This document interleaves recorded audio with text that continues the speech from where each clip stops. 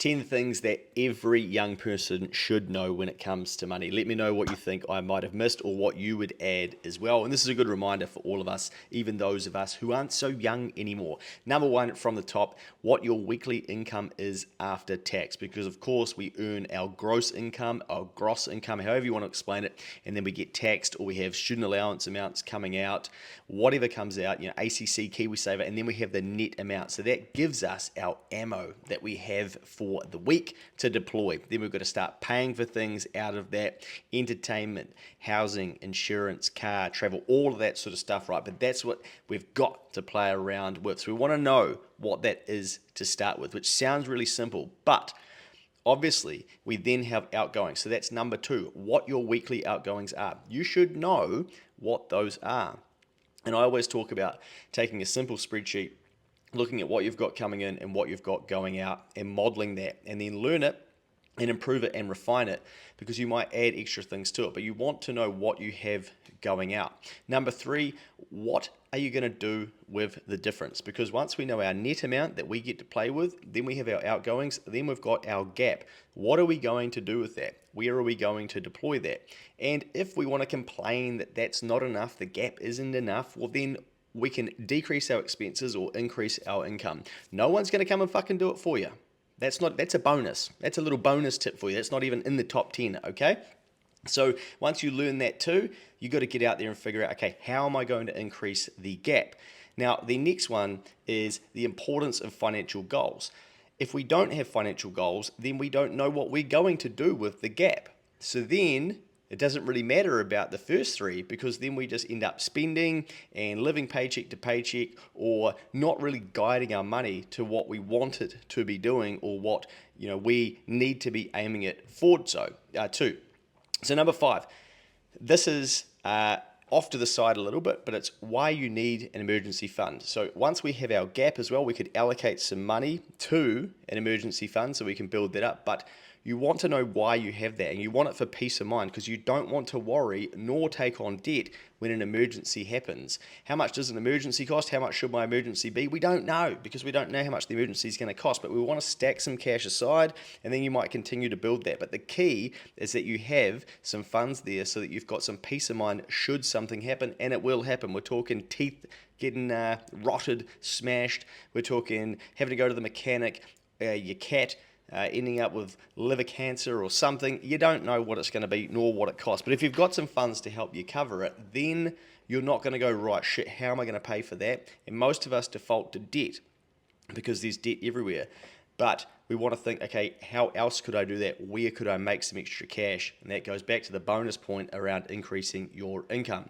Number six, you want to understand how inflation eats into your money. A lot of people have learnt this over the last few years, but I think the younger people learn this, the better, because we understand that prices are always increasing and our money is becoming worth less. And if we're transitioning into an EV world and a climate change environment and an infrastructure deficit and all this stuff, you could just about anticipate that inflation might be pretty sticky for some time. Now, as inflation is always here, our purchasing power erodes, and therefore our money becomes worth less. So then we need to be thinking about increasing our income to allow ourselves to pay for the things that are becoming more expensive. And if our dollar's weaker as well, if you want to travel, then you're going to need more dollars to take overseas to be able to afford some of the same things over there. So the more you can understand about inflation at a younger age, then you're probably going to get your mind in tune with, maybe I need to start investing or thinking about what I'm going to do with the gap, which was number three. What are we doing with the difference? That's why a lot of people do invest, to try and protect themselves from inflation. Number seven, I'm an accountant, so of course I'm going to say this. You should know how to access your MyIR. You should be able to figure out how much you've earned in this current financial year, how much you earned in the last financial year, how much tax you paid, how much tax you're currently paying, and you should have a really good handle of MyIR. The IRD website is actually quite simple to navigate when that is all you are using it for. So please sign up to MyIR and actually understand the information that's in there. And if you want to give yourself the shits, not the literal, but just a bit of a freak out, run your MyIR income summary as far back as it can go and see how much you've earned over the last 7 or 8 years. I think it lets you go back, and the amount of tax you've paid. It will give you the shits as to how much income you've had and how much tax you've paid. Before we get into that, for some of you it probably won't, because a lot of people don't actually pay a lot of tax, and actually roughly 1 in 2 households in New Zealand don't net contribute to the tax take because they receive tax credits working for families and things like that. So anyway, and there's pensioners, etc., who they earn the pension or get the pension and then pay tax. But anyway, that's just something to understand too. We actually have about roughly 1 in 2 households don't net contribute, but of course then there's GST and things like that. Let's not get sidetracked by that, it freaks people out. But you want to have a handle on what your income is and what your taxes are as well. Number 8, and I know not everybody's into KiwiSaver, and that's okay, but I think it's a pretty smart thing for younger people to be thinking about, and you want to understand what your KiwiSaver fund is and what rate you're contributing and what risk you are taking, and getting some advice around that, or understanding that is deploying money. So I was talking to a young fella yesterday. He moved.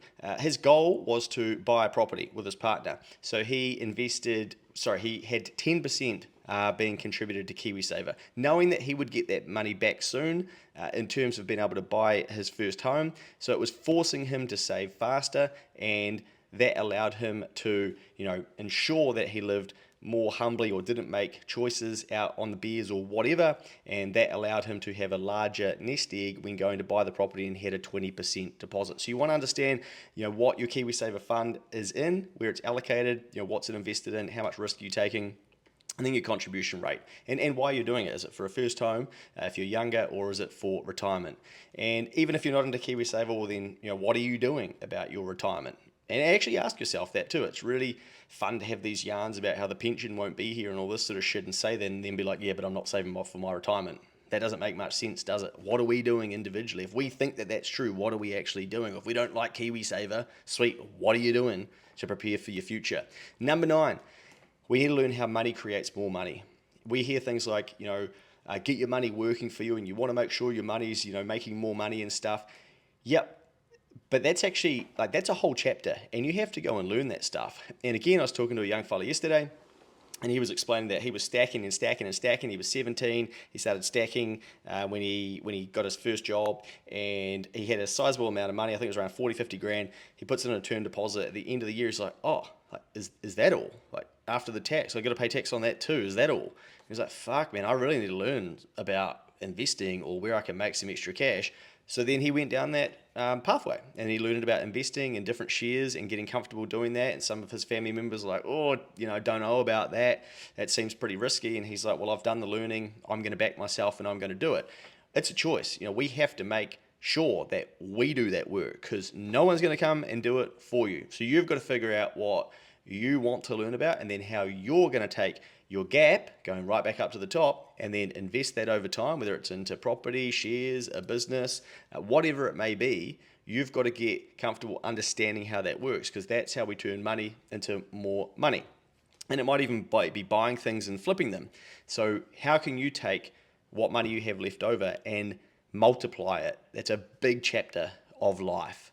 And the last one, good debt versus bad debt. So this is a topic on its own, but what debt is good for you and what debt is bad for you? Now, an example of good debt would be, for most people, they would say when you borrow and then you can get a better return on the cost of that money. So most debt has a cost. Well, then what are we doing with that money to get a better return in order to pay back the debt plus the interest, and then we're left with something. So again, it kind of goes back to number 9. How do we turn more money into more money? So how do we make more money from the money that we have? And people try to do that with debt. And that's fine if you know what you're doing.